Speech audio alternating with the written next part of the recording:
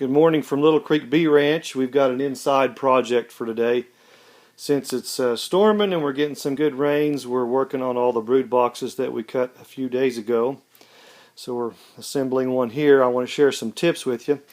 So there's, half the boxes are done. There's 21 boxes total that we'll do. All the ends are sitting over here, waiting to be put together.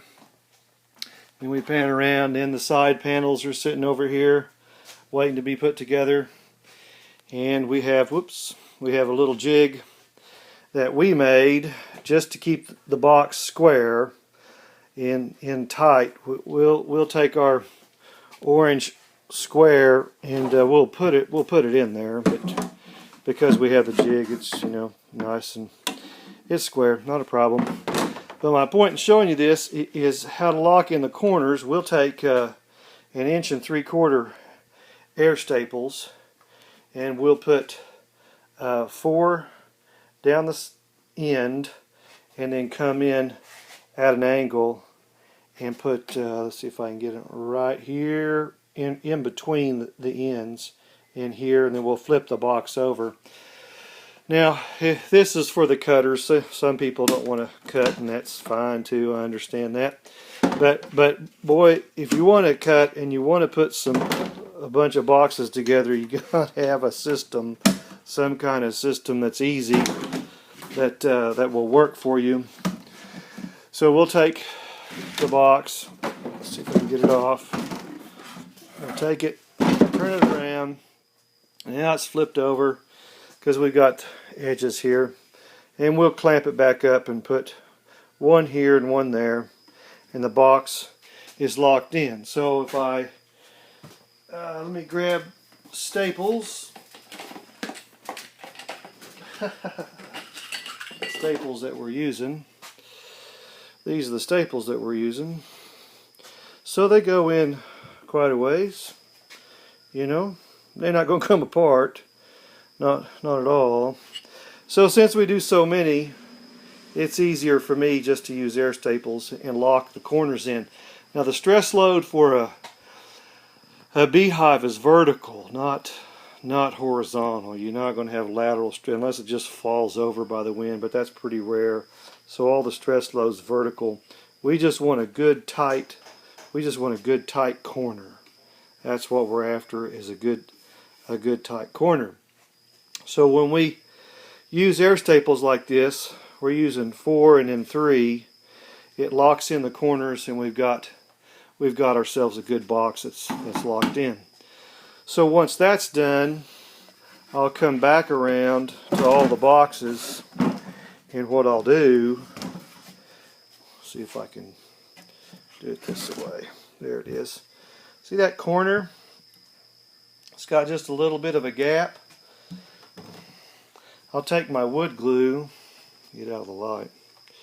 I'll just take my wood glue and I'll just run it down in that little gap. Just a little. I know the bees can fill it up, but I'd rather provide it sealed up for them. I'm not worried about the dry wood glue bothering the bees. That's not my concern. My concern is what the bees get into in the fields and the crop pesticides. That's the stuff I don't control. So anyway, but we seal up the box nice and tight. Then we'll come over here and have a box ready, and we'll put a winter emergency hole. Now this is something I guess a lot of people aren't doing or don't know to do. This is a little drill bit. It's a half inch wide little bit, and got to make sure that the box is set right. Where's the rabbit? There's the rabbit. So the rabbit's away from me, and I'll go somewhere about right up here and put me a nice, get my directions here, nice smooth hole.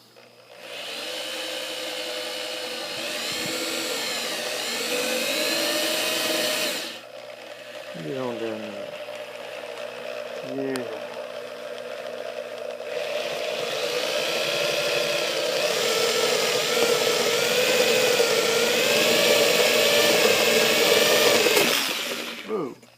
Okay, so that offers us, whoops, a wintertime escape. If bees should die and they cluster at the bottom, that happens.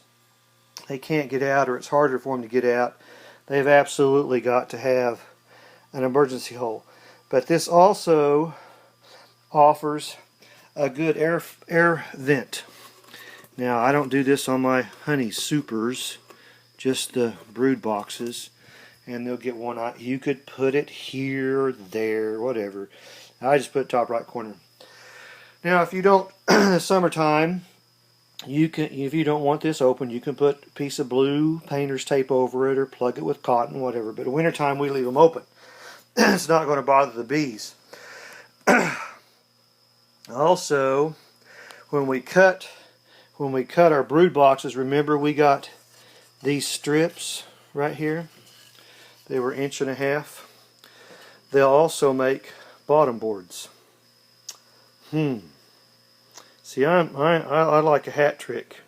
When I'm doing something, I want multiple benefits from it.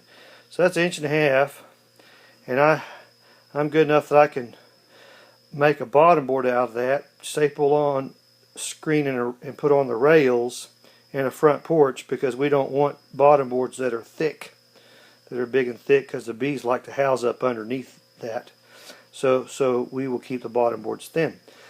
So when we're cutting, we're not only benefiting from our own cutting, we're getting multiple products from our cuts, and that's my motivation for all the cutting. So in this basket could be 21 bottom boards, or 10 spacers and 10 bottom boards, or 11, whatever, however you want to do it. But I got lots of good woodwork to do. So that box will get glued on the seams, and this one as well. I want to show you. Let me just slide this over out of the way. This is not a fancy jig, but boy, it sure has helped a lot. All we did was set up one good box and make our lines around the box, and then set in some what is it, 1x2, well, it's probably 2x2s, something solid, and screwed it down tight. It's not on it's just on 2 boards. It's nothing fancy, but it holds me square. I guess if you wanted to put it on a swivel pedestal, you could do that. But that was just cheap and easy out of scrap lumber. Something to hold, because we fly through boxes and we get so much glue down here we have to scrape it off so to stay level. But that jig, that's good stuff. See, that makes work much easier. Much easier.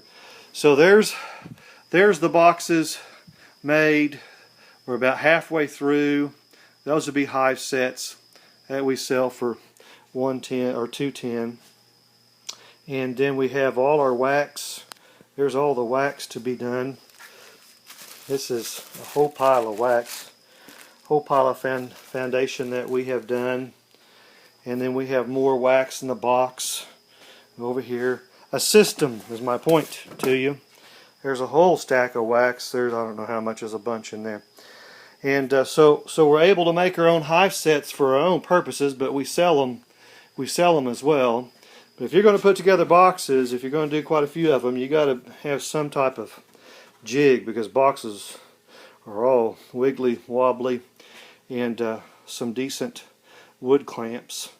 And I don't know, I invested in air tools, and it's paid for itself, and the bees bought the air tools, so there you go.